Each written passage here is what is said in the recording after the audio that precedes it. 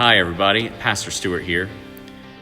Where I'm sitting in our sanctuary of our building where we normally would worship if it weren't for the restrictions that we have voluntarily taken on in order to be able to protect one another, to love our neighbors well during this time of coronavirus.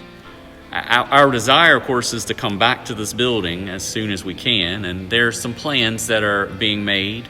And hopefully in the next week or so, you should hear something from the leadership in terms of kind of a target date of what we would like to do and when we would like to meet and what that will look like. And I will say that some changes will have to be made in order to accommodate what has come up since we've been going through this pandemic. But that's okay. We'll work together to try to make our return to this building as safe as we can make it, as enjoyable as we can make it, and also as honoring to God as we can make it. But another thing that I think this has really helped us to see, at least I hope it has, is that as important as this building is, and it does have its importance, what's most important is the church. And the church isn't the building. The church is the people. We are the church of the Lord Jesus Christ, the church that He died for. It's not a building.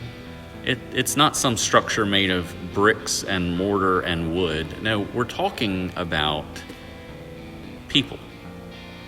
The people of God, adopted into the family of God through the life, death, and resurrection of Jesus. And because we are the church, the people, even when we are not meeting in the building we call the church, that doesn't mean we're not the church. In fact, if you think about the early church often met in their homes, as we see in Colossians chapter 4, verse 15, where Paul writes, "Give my greetings to the brothers at Laodicea, and to Nympha, and to the church in her house." See, that's the way that churches really met in those days. They didn't have buildings like this. They met in homes. Now, I'm not suggesting that we give up on this building and we continue to meet in our homes. I would not particularly like that myself. But it is a good reminder that as important as it is to be together in a building, what's even more important is our relationship to Jesus. And how, because we are connected to Him through faith, we're all connected to one another. Even if we're not able to meet together per se right now. Being in the building, it would be great, and we all want that, and we all want to be back together.